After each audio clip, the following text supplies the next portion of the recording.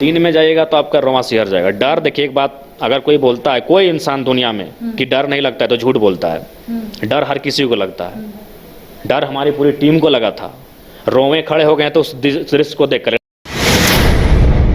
वहां जाएंगे तो भले पुलिस ना सही, कुछ गांव वाले होंगे, लेकिन कोई नहीं था। वो क्रेटा गाड़ी एक हॉरर मूवी का सीन था, एकदम हॉरर मूवी, जो हम लोग सबसे डरावनी मूवी जो फिल्मों में देखते हैं रात को, भूतिया फिल्म, एकदम उसी अंदाज का वो सीन था। वो उसको मालूम है एक गाड़ी में घूमता है, ये सबको मालूम है। हम एक ही स्कॉर्पियो में घूमते हैं, 2 बॉडीगार्ड और एक ड्राइवर और एक एक्स्ट्रा, यानी 5-6 लोग। अगर वो 12 लोगों के साथ अगर हमला कर देता तो क्या होता? कुछ टेक्निकल इशू ही इम्पोर्टेंट है, और उसके बाद हमें नहीं लगता है कि सरकार इस योजना को एक दीर्घकाल तक चला पाएगी। प्रशासन के कोई ना कोई व्यक्ति तो जगह होगा उस जिले में, बोकारो जिले में कोई ना कोई जगह होगा, वो फोन करता कम से कम कि फौरन आप पहुंचे, विधायक जी वहाँ लाइव हैं। तो बिल्कुल इनकी संवेदनाएं मर चुकी है। डुमरी विधायक जयराम महतो अपनी कामों को लेकर काफी चर्चा में रहते हैं। बीते दिनों आपने इनका एक वीडियो देखा होगा। बताया जा रहा है कि वो वीडियो जो है वो रात के 1 बजे का है, जिसमें खुद विधायक जयराम महतो पहुंचते हैं। बोकारो जिले के नवाडी ब्लॉक का है, और इनका कहना है कि पुलिस की ओर से भी कोई कार्रवाई नहीं की जा रही थी। वीडियो में भी आप साफ तौर पर देख पा रहे होंगे कि जयराम महतो लगातार कॉल भी करते हुए नजर आ रहे थे। आज हमारे साथ बातचीत करने के लिए खुद विधायक जयराम महतो मौजूद है। क्या कुछ हुआ था जयराम जी? लगातार आप कॉल भी कर रहे थे और आपकी ओर से कहा जा रहा था कि रिसीव भी नहीं किया जा रहा है। पहले ये बताइए पूरा मामला क्या था? देखिए, उस दिन हम लोग का लगभग 25 से 30 की संख्या में वैवाहिक कार्यक्रम का शेड्यूल था, जहां हमें जाना था।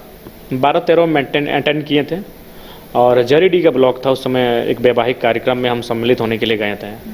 तो उसी बीच हमारे टेलीफोन में कॉल आया कि विधायक जी ऐसा ऐसा बात है, नावाडी से जो देवी कॉलेज होकर जो रास्ता ऊपर घाट के लिए जाती है, वहीं एक कुकर लिलवा नाम का जगह है, चरकी पहाड़ी, वहाँ पर एक आदमी को मार दिया गया है जो क्रेटा में है, और वहाँ कोई नहीं है, आसपास कोई नहीं है। तो हम बोले आपने पुलिस को सूचना दिया था? बोला हाँ दिए थे, लेकिन पुलिस बड़ा बाबू का कहना था कि हम तुम्हारे कहने पे कैसे आ जाएं, तो इसीलिए आपको फ़ोन किया। बोले ठीक है, हम बात करते हैं। तो फिर हम वहाँ से बड़ा बाबू से कॉल किए, तो बोले कि विधायक जी आप नहीं जाइए, संवेदनशील एरिया है। कुछ दिन पहले नक्सलवादी घटनाएं घट चुकी है, 2 नक्सलियों का वहाँ मुठभेड़ भी हुआ था जिनमें वो मारे गए थे। तो उनका कहना था कि आप वहाँ नहीं जाइए, और हम फोर्स का इंतजार कर रहे हैं, फोर्स आएगी तो हम वहाँ जाएंगे। मैंने काफ़ी डरे हुए टर्न में वो बात कर रहे हैं। तो फिर संजय जी को, हमारे जो पीए हैं, उनको वो कुछ देर बाद कॉल करते हैं कि विधायक जी से रिक्वेस्ट कीजिए कि ऐसे डेंजर जोन में रात को नहीं जाए तो ठीक रहेगा। बोलिए कि हम लोग भी रिक्वेस्ट कर रहे हैं कि वो नहीं जाएँ। तो हम बोले नहीं भाई, ऐसा वो जब फ़ोन आया है तो उसी रास्ते से हम गुजरेंगे घर के लिए, और वो अंदर में, थोड़ा सा अंदर में है, 3-4 किलोमीटर। अगर वहाँ हम नहीं जाएंगे तो हमारा अंदर का जो मानवता है, नैतिकता है, वो हमें इजाज़त इसकी नहीं देता है। तो फिर हम वहाँ से निकले। उसके बाद हम गए वहाँ, और गए तो निसंदेह वो क्षेत्र बहुत ही डरावना है। हम ये इमेजिन किए थे कि जब वहाँ जाएंगे तो भले पुलिस ना सही, कुछ गाँव वाले होंगे, लेकिन कोई नहीं था। वो क्रेटा गाड़ी एक हॉरर मूवी का सीन था, एकदम हॉरर मूवी, जो हम लोग सबसे डरावनी मूवी जो फिल्मों में देखते हैं रात को, भूतिया फिल्म, एकदम उसी अंदाज का वो सीन था। वो क्रेटा गाड़ी, वो मरा हुआ इंसान ऐसे झुका हुआ अपने सीट के सामने, और उसके पिताजी भी उस समय नहीं दिखे हम लोग को। जब हम लोग फर्स्ट टाइम इधर से क्रॉस किए जब उसको देखने के लिए, तो हम लोग देखिए, अगर हम बोल दें कि 1 बजे रात को चले गए, हम निडर हैं, ठीक है, लेकिन ये बात है, सही बात है कि उस समय हम लोग का भी गला सूखा था। वो सीन देखकर हम लोग का भी रोंगटा खड़ा हो गया था, एकदम डरावना सीन था, कोई नहीं था। तो फिर हम लोग अपना शीशा को हम खोले, जो मेरे हिसाब से नहीं खोलना चाहिए था, क्योंकि अपराधी मार के उसको चले गए थे, क्या पता उसके पास बंदूक हो, वो जिंदा हो या फिर कोई और हो। तो हम खोले और देखे कि वो मर चुका है। तो हम लोग, हमारे गार्ड बोले नहीं विधायक जी, एकदम इतना सामने कैसे उतरिएगा, एकदम गाड़ी के 1 इंच भाई फासला नहीं है, वैसे भी सिंगल रोड है, और 2 गाड़ी, उसका गाड़ी मेरा गाड़ी, और हम वहीं रोक गए थे। बोले नहीं यहाँ थोड़ा आगे चलिए। तो फिर वहाँ से 100 मीटर आगे हम लोग गए, और हमारे बॉडीगार्ड, हमारे पीए सब बोले कि विधायक जी आप गाड़ी के अंदर बैठिए, हम लोग बड़ा बाबू जब आएंगे, पुलिस गश्ती की टीम आएगी तभी आप उतरिए। हम बोले नहीं नहीं नहीं, ये काम, ये मेरा सिद्धांत नहीं है, इतना हम डर के नहीं। आप जब यहाँ आ गए ऑन द स्पॉट जाएंगे। तो फिर हम दोनों को बोले कि अपना रिवॉल्वर को चेक कीजिए ठीक से, लोडेड है कि नहीं, और चलिए निकलिए। और फिर हम वहाँ से निकले। तो चूँकि हम लोग का गाड़ी जब पार हुआ तो उनके जो पिताजी हैं, उनको लगा कोई आया है। तो फिर वो गाड़ी से दुबक के बैठे थे पीछे की सीट पर, और वो आए, और मतलब बाहर आ गए। तो सफ़ेद था तो रात को सफ़ेद कलर दिख जाता है, लाइट में अच्छा से दिखता है। मतलब मतलब उनकी जो बेटे की हत्या हुई है उनके सामने हुई थी क्या? हाँ बिल्कुल उनके सामने। वो एकदम फ्रंट सीट में बैठे हैं दोनों, वो ड्राइविंग कर रहे हैं, वो बगल सीट में बैठे हैं, वहाँ रोक के मार दिया गया है। और लेकिन जब हम लोग गए 1 बजे के आसपास, तो उनके पिताजी पीछे की सीट में आके छुप गए थे। तो जब उनको देखा कि गाड़ी पार हुआ तो फिर उनको हिम्मत मिला, वो बाहर आ गए। तो फिर हमारे दोनों बॉडीगार्ड हैंड्सअप करने लगे। हम बोले ऐसा थोड़ी बुझ तो यार, हम बोले हाथवा खड़ा कर क्या ही, हम अपना भाषा में बोले कि हाथवा खड़ा कर क्या लगी, हम लोग को नहीं मालूम उनके पिताजी। तो फिर वो मैंने थोड़ा सा रोते हुए बोला कि बाबू हम अगर बाप लगे जब मर गए। तब फिर उसके हम सामने गए। वहाँ के बाद भी हम 2-3 पदाधिकारियों को फ़ोन किए, जब वो नहीं पिक कर पाए, पिक भी किए तो वही डर वाला बात कि वहाँ अभी हम लोग कैसे जाएं। तब हम वीडियो बनाए कि भाई ये तो बात आज इसको पूरे झारखंड को जनाना जरूरी है, झारखंड को बताना जरूरी है। तो फिर हम एक लाइव आए 18 मिनट का, और 10 मिनट का हम मीडिया के लिए एक रिकॉर्डेड वीडियो बना लिए कि सुबह हम चैनल वालों को भेज देंगे कि हो क्या रहा है। उसके बाद भी वो ड्राइवर को भेजे। तो ड्राइवर जब आए तो हम भी बोले कि हम भी बड़ा आश्चर्य लगा कि एक बंदूकधारी ने वो ड्राइवर को भेजने की माहौल क्या है। यानी एक विधायक आके खड़ा है, एक एमएलए आके वहाँ खड़ा है, घटनास्थल को जांच रहा है, उसके आजू बाजू वो देख रहा है, अपने लड़कों को जंगल झाड़ी में देख रहा है कि कोई छुपा है क्या अभी भी। और वहाँ बड़ा बाबू जो पुलिस जिसको काम है वो नहीं आ पाती है। उसके बाद फिर वो आते हैं, 4-5 पुलिस बंदूकधारी थे। उसके बाद फिर बॉडी को वहाँ से उठाते हैं और फिर हम थाना तक उनको छोड़ के आते हैं कि चलिए चलिए आप बहुत डर रहे हैं, हम आपके साथ थाना तक जा रहे हैं। फिर हम थाना तक गए। उसी बीच जब वो बॉडी को उठा लिए थे तो उनके 4 परिजन आए, वो रोने लगे कि विधायक जी हम लोग बिशुनगढ़ से हैं, मंडो विधानसभा। तो उनको हम सांत्वना दिए। और फिर हम चूँकि रात काफ़ी हो गई थी, हम लोग को और 1-2 कार्यक्रम में लोग वेट कर ही रहे थे, तो फिर वहाँ बॉडी थाना पहुँचाने के बाद हम अपने कार्यक्रम में चले गए और जाके सो गए। तो फिर जब सुबह उठे तो एक पंचायती कर रहे थे, एक हॉस्पिटल में एक महिला का डेथ हो गया था बच्चा जन्म देने के बाद। तब तक फ़ोन हमें डीएसपी महोदय का गया कि वहाँ थाना में जो भीड़ है वो आउट ऑफ कंट्रोल है, विधायक जी आपका बात सुनेंगे तो आप जाके थोड़ा समझाइए। तो फिर वहाँ से फिर भी हम 2 घंटा लगा, चूँकि मीटिंग था तो उसको करके हम गए। तो सही में हाँ देखें कि काफ़ी भीड़ थी।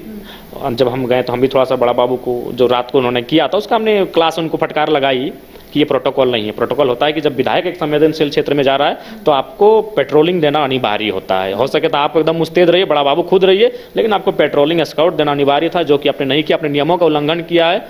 या फिर आप हमको रोक देते हैं कि विधायक जी आग्रह है कि आप मत जाइए, संवेदनशील क्षेत्र ये नक्सल जोन है, आप मत जाइए। जो मेन रोड से जो घुसता है वो वहाँ पे आप खड़ा रहते हैं। वहाँ बैरिकेटिंग कर देना चाहिए था कि ये ना, चूंकि ये क्षेत्र वहाँ मर्डर हो चुका है 3 किलोमीटर अंदर उस जंगल में, तो उस रोड को ही ब्लॉक कर देना चाहिए था कि इस रास्ते से आप लोग मत जाइए, वहाँ खतरा है। तो आप से गंभीर ही नहीं है, वहाँ कोई नहीं था। कम से कम 2 जवानों को खड़ा कर देते हैं कि विधायक जी आ सकते हैं रास्ते में, उनको रोक लीजिएगा, फिर उनसे आग्रह कीजिएगा। ऐसा कुछ नहीं हुआ, हम सीधे चले गए। तो फिर उसके लेकर हमने उनको फटकार लगाई और फिर डीएसपी महोदय का आश्वासन हुआ, तो फिर हम वहाँ से अपने अन्य कार्यक्रम के लिए चले गए। आपको कॉल किसने किया था और कुछ पता चला कि क्यों हत्या की गई? वो एक जैसे सिंपल सी बात है, अगर रास्ते में कोई डेट मर चुका है तो कोई भी एक आम इंसान फोन किया, तो वो शादी से जा रहा था, अपनी वाइफ के साथ जा रहा था। और उसकी हिम्मत की हम तारीफ करेंगे कि अपनी वाइफ के साथ है, वो रुकता है, मर्डर हो चुका है, कोई नहीं, एक परिंदा भी नहीं, उस सुनसान जगह में कोई नहीं है, उस दूर दूर तक लोग नहीं, दूर दूर तक कोई मकान नहीं, घर नहीं। वो इंसान वहाँ रुकता है, हर मामले की जांच देखता है, वो यह भी पता करता है कि लोग कहाँ के हैं, उनके रिलेटिव्स का भी वो गांव में फ़ोन करता है। उसकी हिम्मत देखिए, वहीं खड़े खड़े वो थाना प्रभारी को फ़ोन करता है, वो विधायक को फ़ोन करता है और उनके रिलेटिव को भी फ़ोन करता है। चूँकि आज के डेट में सब लोग गाँव वाले एक दूसरे को, उस गाँव में कोई ना कोई रिलेटिव होता है, और चूँकि वो फ़ोन किया तो फिर उनको भी सूचना उसी व्यक्ति ने दी। वो शादी के साथ समारोह से अटेंड करके अपनी वाइफ को लेकर 2 चक्के में जा रहा था। कानून व्यवस्था को लेकर क्या कहिएगा, क्योंकि आप जिस तरीके से आधी रात यानी कि 1 बजे आप जो वीडियो बनाते हैं और लगातार आप दिखाने की भी कोशिश करते हैं कि आप लगातार वरीय अधिकारियों के साथ साथ कई पुलिसकर्मियों को कॉल कर रहे हैं, लेकिन वैसा कुछ पॉजिटिव रिस्पांस नहीं मिल रहा है, तो कानून व्यवस्था को लेकर क्या बोलिएगा? बिल्कुल मैंने एकदम संवेदनहीन हो चुके हैं। उसके बाद हम एसपी महोदय का बयान सुन रहे थे, वो बड़ा बेतुका बात बोल के निकल गए हैं अपना बचाव करने के लिए कि 25 से 30 नक्सलियों की सूचना थी। तो सबसे पहले अगर ऐसी सूचना थी तो सर्च अभियान क्यों नहीं, पुलिस का कोई गतिविधि क्यों नहीं, उस क्षेत्र में कोई मूवमेंट क्यों नहीं पुलिस का? दूसरी बात, अगर आपको लगता है कि ऐसी कोई सूचना है तो सबसे पहले एसपी महोदय को किसी न किसी थ्रू 2 विधायक को तो खासकर इन्फॉर्म करना चाहिए था। एक गोमिया वाले को, चूँकि गोमिया का चतरो चट्टी नक्सल जोन में आता है, हालांकि वो मंत्री हैं, उनको प्रोटोकॉल, गार्ड, सुरक्षा सब है। दूसरा उनको फ़ोन करना चाहिए था डुमरी विधायक को, जो कि नावाडी मेरा नक्सल प्रभावित क्षेत्र में आता है। बोकारो जिला में 2 ही ब्लॉक हैं जो मूल रूप से नक्सल प्रभावित क्षेत्र में आते हैं, गोमिया ब्लॉक, दूसरा नावाडी ब्लॉक। तो अगर उनको ये सूचना थी 25 नक्सली बहुत भारी मात्रा होती है, और एसपी ने हमें सूचना तक नहीं दिया कि विधायक जी आप उस क्षेत्र में रात को भी जाते हैं, वैवाहिक कार्यक्रम हो, कोई कार्यक्रम हो, आप अटेंड करने के लिए जाते हैं, या फिर अपने थाना प्रभारी को सूचना देना चाहिए, दोनों थाना प्रभारी को, कि अगर विधायक जी उस क्षेत्र से गुजरेंगे उनको आप स्काउट कीजिएगा। तो ये केवल एक गोल मटोल बात हुआ एसपी महोदय का, कोई सर्च अभियान नहीं, कोई पुलिस का मूवमेंट नहीं, और विधायक को कोई सूचना नहीं। अगर आपको लग रहा था कि नक्सली गतिविधि उस क्षेत्र में हो रही है जिसके कारण डर से पुलिस जा नहीं पाई, तो हमें भी सूचना मिलनी चाहिए थी। और उसके बाद उनको कैसे मालूम कि विधायक ने आपको फोन किया है? वो खुद अगर फंसा है तो? अगर विधायक ही उन नक्सल, आप 25 नक्सलियों का नाम ले रहे हैं, अगर हम ही उनके बीच घिर गए हो तो पहला बात तो, या फिर कोई अन्य मसला हो जहां हम फंसे हो, तो ये तो बिल्कुल उनका गैर जिम्मेदार वाला बात हो गया कि मैंने बेतुका बात। 25 नक्सली, उसकी कोई सर्च अभियान नहीं, उसकी कोई जानकारी नहीं, उसके लिए पुलिस की कोई मुस्तैदी नहीं, बस अपने आप को डिफेंड करने के लिए वो कुछ भी बोलेंगे। अब हम उनको लगा कि शायद ये लोग जानकार वाले विधायक नहीं है, तो उनको बोलिए ये बिल्कुल बेतुका उनका बयान था, अपना बचाव के लिए कुछ भी। दूसरी बात है कि मान के चल हमारे साथ ही कुछ हो जाता, 1:17 को हम लाइव हैं और रातों रात उस मिलियन लोगों ने देखा है। मिलियन लोगों ने देखना यानी बहुत बड़ा विषय होता है। 81 विधानसभा वाले राज्य में मिलियन लोग देख के पार हो गए हैं। अगर मान के चलिए राजनीतिक दुश्मन भी तो हमारे अनगिनत हैं, अगर उनको भी मालूम है कि जब हम 18 मिनट का लाइव दिए हैं तो जाहिर सी बात है विधायक आधा घंटा 1 घंटा वहाँ रुकेगा, और हमारे नज़दीकी क्षेत्र से ही कोई हमारा राजनीतिक शत्रु अगर वो पहुँच के हमें वहाँ, उसको भी मालूम है एक गाड़ी में घूमता है, ये सबको मालूम है, एक ही स्कॉर्पियो में घूमते हैं, 2 बॉडीगार्ड और एक ड्राइवर और एक एक्स्ट्रा, यानी 5-6 लोग। अगर वो 12 लोगों के साथ अगर हमला कर देता तो क्या होता? जो जा चुका था वो जा चुका था, वहाँ तो विधायक के जान को भी खतरा था। 1 बजे रात को हम लाइव आके वीडियो बना रहे हैं, उस वीडियो को तो हमारे शत्रुओं ने भी देखा होगा, हमें नापसंद करने वालों ने भी देखा होगा। तो इतना तो असंवेदनशील नहीं होना चाहिए, इतनी तो अपनी संवेदना नहीं मरनी चाहिए प्रशासन की।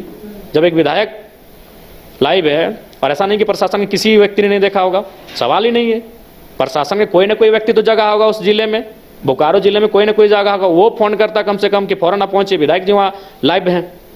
तो बिल्कुल इनकी संवेदनाएं मर चुकी है। जगह विधायक वहाँ लाइव है, उसके जान माल की क्षति हो सकती है, बिल्कुल होती। कोई भी अगर मेरा दुश्मनी अगर हमसे निकालना होता, वो अगर वो आधा घंटा के अंदर वो पहुंच जाता, मेरे पास 6 लोग थे, वो 12 लोगों के पास पहुंच जाता, तो आराम से वहाँ हिसाब किताब कर देता। तो इसलिए उनका बयान बिल्कुल बेतुका है, और हमें लगता है कि अगर 25-30 नक्सली आए हैं, उनको अगर ऐसी सूचना है और उसकी सूचना अगर उन्होंने हमें या फिर हमारे सुरक्षा के लिए नहीं दिया है, तो ये दुर्भाग्यपूर्ण है। यानी आप भी खुद चाहते हैं कि हमारी हत्या हो जाए। लेकिन जयराम जी, एक सवाल उठता है कि क्या आपको डर नहीं लगता है, जिस तरीके से आप बता रहे हैं कि वहाँ का जो माहौल था, या फिर आप जिनको भी कॉल किए उनका कहना था आप डेंजर जोन में है, तो आपको उस वक्त डर नहीं लगा? दिन में जाइएगा तो आपका रोंवा सिहर जाएगा। डर, देखिए एक बात, अगर कोई बोलता है, कोई इंसान दुनिया में कि डर नहीं लगता है, तो झूठ बोलता है। डर हर किसी को लगता है। डर हमारी पूरी टीम को लगा था, रोवे खड़े हो गए तो उस दृश्य को देखकर। हाँ, एक चीज़ है, डर से हम लोग को लड़ना आता है, डर को मात देना आता है, डर को हराना आता है, डर पे हमें जीत हासिल करना आता है। अगर हम कह दें हम उस समय डर नहीं लगा था तो झूठ बात है। बिल्कुल हमारे रोवे खड़े हो गए। तो उस सीन को देखकर, एक अकेला क्रेटा गाड़ी, एकदम सफ़ेद, एकदम सुनसान जंगल, 1 महीना पहले वहाँ 12 बजे दिन में मुठभेड़ हुआ है, 2 नक्सलियों को ढेर किया गया उसी जोन में मुठभेड़ हुआ है। और वहाँ हम 12 बजे रात, दिन में नहीं, 12 बजे रात को एंट्री किए हैं। खून से लथपथ बॉडी है, बूढ़ा बाप का शरीर खून से ड्रेस भर चुका है। कोई कहे कि डर नहीं लगा तो ये गलत बात है। डर लगा था, गला हम लोग का भी सूखा था, रोवे हमारे भी खड़े हुए थे, लेकिन डर को हमें जीतना आता है और डर को हमने जीत कर दिखाया। लेकिन जब आप वरीय अधिकारी को कॉल किए, स्पीकर पे था, वो कह रहे थे वहां से जाइए विधायक जी, डेंजर जोन है, उस वक्त आपको नहीं लगा कि लाइव नहीं करना चाहिए, कुछ भी हो सकता है? सही बात है। हमने लाइव बिल्कुल, अगर अपनी जान की परवाह है तब लाइव वहाँ नहीं होना चाहिए था। लेकिन हमें अपनी जान की तो परवाह के साथ साथ हमें लोगों की जान जो चलेगी उससे हमारा भावना है। हमें गुस्सा लगा, और गुस्सा होना भी एक स्वाभाविक है। तब हमने लाइव किया कि प्रशासन की जो पोल पट्टी है वो राज्य की जनता को जाननी चाहिए कि प्रशासन कितनी गैर जिम्मेवार हो चुकी है राज्य की जनता के प्रति। उससे कुछ दिन पहले ही हमारे उसी क्षेत्र में, ठीक उसके नावाडी ब्लॉक में और एक थाना है पेंक, वहाँ एक घटना घटी। कुछ युवाओं ने एक युवा को मारकर उसका हत्या कर दिया। थाना वहाँ से 3 किलोमीटर दूरी है। अगर वो सही समय पर पहुँच जाता, चूँकि ऑटोमेटिक है, थाना को सूचना मिला, मात्र 3 किलोमीटर में है, थाना अगर कितना भी स्लो चलती तो हमें लगता है कि 10 मिनट से पहले पहुंच जाती, कितना स्लो में पहुंचती तो 10 मिनट में पहुंच जाती, लेकिन वो घंटों 1.5 घंटों बाद पहुंचती है। तो ये चीज़ें बता रही कि वो कितना अपने कार्य को प्रति कितने कर्तव्यनिष्ठ है, ये किसी को बताने की आवश्यकता नहीं है। प्रशासन का एक्टिव ना होना ही लोगों की जो आम जनता है उनके लिए जीवन के लिए असुरक्षित हो रहा है। अब वो मतलब कह रहे हैं कि नक्सली अभियान उन्होंने कुछ दिन पहले किया था, लोगों जो बाबा पहाड़ी है, उसके बाद भी अगर आप डर के मारे नहीं जा रहे हैं, सुविधा नहीं, साफ भाषा में कह दें डर रहे थे, स्पष्ट अगर कह दें तो प्रभारी एकदम डर रहे थे, प्रभारी भी और जो पदाधिकारी थे उस घटना से ही डर रहे थे कि वहाँ हम लोग जाएँ तो जाएँ इतनी रात। सब जयराम तो नहीं है भैया, वर्दी है उनके पास, वर्दी की गर्दी है, बंदूक है, गोली है, फिर भी वो डर रहे थे। और हम है कि अपना जिगर लेके एक मैंने निहत्थ थे घटनास्थल पर पहुँच जाते हैं, डर रहे थे। सबसे मैंने एक सीधा लाइन है कि वो डर रहे थे, अगर वो डरते नहीं तो आ जाते हैं। जयराम जी, झारखंड के कई ऐसे ज्वलंत मुद्दे हैं, उसको लेकर भी आज हम चर्चा करते हैं। पेशा कानून को लेकर आपने देखा कि लगातार बैठक हो रही है। खुद मुख्यमंत्री हेमंत सोरेन ने कहा है कि राज्य के हित में जो भी फैसले लिए जाएंगे वो आने वाले समय में लोगों के समक्ष रखा जाएगा। आपको क्या लगता है, पेशा कानून को लेकर आपकी क्या राय है? लेकिन पेशा कानून में आपको समीक्षा करनी होगी, पेशा कानून को लेकर चर्चा परिचर्चा करनी होगी, और सभी जो झारखंड के मूल निवासी हैं, झारखंड के आदिवासी हैं, उनके बीच से एक जो एकेडमिक लोग हैं, जो माने जानकार लोग हैं, उनके बाद एक समीक्षा करके एक रिपोर्ट तैयार करनी होगी, उसके बाद उस कानून को आप विस्तारीकरण करें। जिस तरीके से आपने देखा होगा, नियुक्ति प्रक्रिया जो भी झारखंड में रहती है विवादों में चली जाती है। हाल ही के दिनों में आपने देखा होगा कि सहायक आचार्य के लिए जो आवेदन भरे जा रहे थे, लगभग 53,000 आवेदन को रद्द कर दिया गया है। तो ऐसा हमेशा देखने को मिलता है, चाहे जेएसएससी हो या फिर जो एपीएससी, इसी तरीके का मामला जो है वो सामने आता है। देखिए, इसके लिए स्पष्ट है कि सरकार हर एक चीज़ में पैसा कमाना चाहती है और सरकार वही काम कर रही है। आज देख सकते हैं, आज अगर मान के चलिए पुलिस प्रशासन एक्टिव नहीं होने का कारण भी यही है कि वो गलत चीज़ों में एक्टिव है। मैं आपको बता रहा हूँ, हालांकि इसका मैं पूरा क्लियर नहीं बताऊंगा, चूँकि मेरा दोस्त है 2017-18 बैच का दरोगा है, उसको थाना प्रभारी बनाने के लिए लगभग 30 लाख रुपया लिया गया है। बताया सुनाया अपनी कहानी कि जैसा थाना आपको चाहिए, अगर कोलियरी क्षेत्र का है तो उसका अलग रेट है, अगर ट्रांसपोर्टिंग उसमें अगर कोई कोयला गाड़ी बालू गाड़ी चल रहा है तो उसका अलग रेट है, अगर नॉर्मल जगह है जहाँ कुछ ऐसा नहीं है तो उसका फिर कम। तो ये स्थिति जब तक रहेगी और जब तक हर एक चीज़ों में आप चाहेंगे कि कुछ पैसे कमा लें, तो हमें नहीं लगता है कोई नियुक्ति ठीक से हो पाएगी। तो इसलिए सरकार को कम से कम जो करप्शन है, विभागीय करप्शन, उसको कंट्रोल करने की आवश्यकता है। देखिए, 2 बार आप चुन के आए हैं, पब्लिक की बहुत अपेक्षाएं हैं, लोगों की बहुत अपेक्षाएं, तभी आप 2 बार चुन के आए हैं। और ऐसे में भी देखिए, पब्लिक बजट को नहीं जानते, मैं बार बार कहता हूँ, पब्लिक बिल को नहीं जानती है, पब्लिक थाना ब्लॉक सीओ को जानती है, बीडीओ सीओ थाना प्रभारी, ये 3 चीज़ पब्लिक जानती है। और अभी पब्लिक जानती है बालू गाड़ी को। बालू गाड़ी इसलिए जानती है ना कि उनका अबू आवास मिलता है, और जो बालू 20,000 25,000 रुपये प्रति हाइवा है वो सीधे 40,000 रुपये चला जाता है। कारण क्या है? कमीशन। तो विभागीय करप्शन बहुत ज़्यादा है, इसलिए बीप सिस्टम भी मैंने बेकार पड़ा है और नियुक्तियां भी जो हैं सटीक रूप से नहीं हो पाती हैं। कारण है कि हर जगह मैंने जो उनके कार्यकर्ता नहीं, साफ बड़े नेता हैं, वो बड़ा डील करते हैं। जेपीएससी के भी कई अभ्यर्थी भूख हड़ताल पर बैठे हुए, और उनका कहना है कि पहले ऐसा होता था कि जब वो लोग आंदोलन करते थे या फिर प्रदर्शन करते थे तो विधायक जयराम महतो उनके साथ रहते थे। अब वो लोग ऐसा फील कर रहे हैं कि वो अब अकेले हैं और अकेले अपनी लड़ाई लड़ रहे हैं। गलत बात है। विधायक बनने के बाद विधायक बनने से पहले, विधायक बनने के बाद कोई आंदोलन ऐसा हुआ नहीं है जहाँ की हमारी उपस्थिति हुई। विधायक बना तो 6 महीना हो किया है। विधायक बनने से पहले हम 2 बार आए हैं छात्र के मूवमेंट में। हम बार बार आपको बोलते हैं और आज भी बोलेंगे, लोग हमारी आलोचना करें या जो भी करें, धनबाद जाकर रांची के आंदोलन में कंटिन्यू शरीक हो पाना आसान नहीं है। इसीलिए हमने यहाँ देवेंद्र जी को हम लोग ने हमेशा प्रमोट किया है। हालांकि वो पहले से आंदोलन करते आए हैं, लेकिन उनको बूस्टअप तभी मिला जब वो जेल कैम्प की क्रांति आई। जब हमारे 2021-22 में जो क्रांति आई उसके बाद वो बूस्टअप हुए। तो रांची के कमान देवेंद्र है और हमारे बहुत सारे साथी हैं, वो संभालते हैं। धनबाद से संभव नहीं है कि पर डे अगर कोई आंदोलन हुआ तो आप 150, 160, 70 किलोमीटर दूरी अटेंड करके आप अटेंड करेंगे, ये पॉसिबल नहीं है। तो हम 2 ही बार इससे पहले आए हैं, बाकी हर आंदोलन का हम लोगों समर्थन रहा है, हमारे संगठन का समर्थन रहा है। उसके बाद विधानसभा में जब भी हमको मौका मिलता है, हम तो पहला विधायक होते हैं जो सबसे पहले स्टूडेंट के मुद्दों को वहाँ रखते हैं, और उसके बाद कार्रवाई भी बहुत सारे विषयों पर हुई है। और इस बार का जो जेपीएससी धरने पर बैठे हैं, हमें भी जानकारी मिली है। और देखिए, सबसे पहली बात, आज जो छात्र परेशानी में हैं, आज मान के चलिए इनका काम हो जाएगा तो कल दूसरे छात्र परेशानी में होंगे। जब चुनाव था तो उसी समय तो हम बार बार अपील कर रहे थे कि छात्रों को अब सड़क से सदन में जाना चाहिए। एक विधायक सदन में आया है तो लोग उसी की अब आलोचना करते हैं, तो उस चीज़ों को भी समझना होगा। सदन, जब तक सदन में छात्र नहीं आएंगे, जब तक सदन में युवा नहीं आएंगे विधायक बन के, आज आंदोलन है, मान के चलिए इसको आंदोलन के माध्यम से सफल बना लेते हैं, 6 महीना बाद फिर आंदोलन होगा, फिर अगला 3 महीना में आंदोलन होगा। तो जब हमारे पास 2024 के विधानसभा के चुनाव में भी एक मौका था, तब तो फिर कोई बदलाव की बात ही नहीं करता था। जो बदलाव की बात जरा महत्व करता था, आज आप एक विधायक बन के आया, आप उसी की आलोचना कर रहे हैं। सरकार की आलोचना होती है, विपक्ष अगर आपके पास नहीं पहुंचा, जिनके पास 24 सीटें हैं उनकी होती है। हम तो एक अकेले विधायक वाले पार्टी हैं, उसके बाद भी तो हम मुखर रहे हैं। हम सिस्टम नहीं है, हम सिस्टम का एक छोटा सा अंग है, उसके बावजूद भी हमसे जितना होता है अटेम्प्ट हम तो कर ही रहे हैं। अच्छा, जातीय जनगणना को लेकर एक बार फिर से राज्य की सियासत तेज हो गई है। झारखंड मुक्ति मोर्चा का कहना है कि पहले सरना धर्म कोड लागू होना चाहिए, उसके बाद जातीय जनगणना हो। इसके साथ ही कांग्रेस की ओर से भी रणनीति बनाई गई है कि कांग्रेस इसको लेकर 26 मई को एक विरोध प्रदर्शन करेगा राजभवन के समक्ष। आपकी पार्टी क्या करेगी इसको लेकर? देखिए, निसंदेह हम लोग भी सरना धर्म कोड के समर्थक हैं और जातीय जनगणना के भी समर्थक हैं।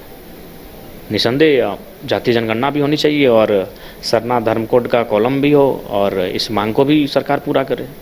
अच्छा, मैया समान योजना को लेकर आपने देखा होगा, मंत्री हो, विधायक हो, मैया समान योजना को लेकर अलग अलग प्रतिक्रिया दे रहे हैं, लेकिन इस बीच जिनको पैसे नहीं मिल रहे, यानी कि लोगों का कहना है 9वीं और 10वीं किस्त के जो पैसे हैं अब तक उनके खाते में नहीं पहुंचे, तो क्या लगता है वजह क्या है?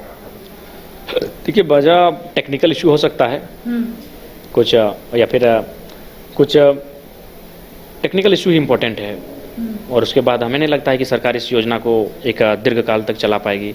ये योजना ही केवल लुभावनी थी, लेकिन झारखंड को इतना बेबस बना दिया गया है कि लोगों को 2500 रुपये भी एक अमृत के समान लगता है। इसलिए मिल रहा है तो हम उसके लिए आपत्ति नहीं करेंगे, लेकिन अभी भी कहेंगे कि जो कम उम्र आयु के हैं उनको एजुकेशन मिलना चाहिए। अच्छा, अपने क्षेत्र में आप लगातार जनता दरबार लगा रहे हैं, कई लोगों से मुलाकात भी कर रहे हैं, आपको क्या लगता है सबसे ज़्यादा जो मामला आ रहा है वो क्या है? क्योंकि आपने देखा होगा कई ऐसे व्यक्ति है जिनका कहना है कि उनकी ज़मीन छीनी जा रही है, तो सबसे पहला मामला है ज़मीन का ही इम्पोर्टेंट मामला है, ज़मीन का। और वही है जो एक वही विषय है जिसको थोड़ा सा हमें लगता है कि हम लोग ज़्यादा से ज़्यादा सॉर्ट आउट नहीं कर पाते हैं। कुछ एक मामले सॉर्ट आउट होते हैं, क्योंकि देखिए ज़मीन, हम सबको यही बोलते हैं कि मेरी उम्र 30 साल है, ज़मीन आपका 300 साल से है, तो इसको लेकर अगर हम ही से आप उम्मीद करिएगा तो नहीं हो पाता है। बाकी जो मामले आते हैं वो लगभग सॉर्ट आउट हो जाते हैं। जनता दरबार में ज़मीन के अलावा जितने भी मामले आते हैं वो लगभग सॉर्ट आउट हो जाते हैं। खाली ज़मीन संबंधी जो मामले आते हैं वो बड़ा पेचीदा होते हैं। अच्छा, जो आपने सोचा था कि क्षेत्र के लिए ये काम करना है जब आप विधायक बनेंगे, तो क्या 1% भी हुआ है वो काम? क्योंकि अभी तो कम समय हुआ है, 6 महीने ही हुए। अगर आप निसंदेह काम हो रहा है, लेकिन सबसे महत्वपूर्ण है कि जो सरकार राशि जब तक आवंटन नहीं करेगी और तब तक आप जो योजना संबंधित कार्य हैं उन पे आपको दुविधाएं होंगी। जैसे अभी गर्मी का समय चल रहा है, लोग चापाकल का डिमांड करते हैं, तो सरकार के माध्यम से विधायकों को कोई चापाकल ही नहीं है, तो थोड़ा सा इसमें कठिनाई हो रही है। फंड क्लियर नहीं हो पा रहा है। नहीं, बिल्कुल नहीं। और हमें लगता है कि विधायक का जो मद है उसमें भी बहुत देरी हो रही है। तो देखिए, इस वक्त हमारे साथ विधायक जयराम महतो मौजूद थे। कई मुद्दों को लेकर हमने इनके साथ चर्चा की, इन्होंने क्या कुछ कहा आपने सुना। फिलहाल कैमरा सहयोगी गौरव के साथ करिश्मा सिन्हा, न्यूज़ 22 को रांची।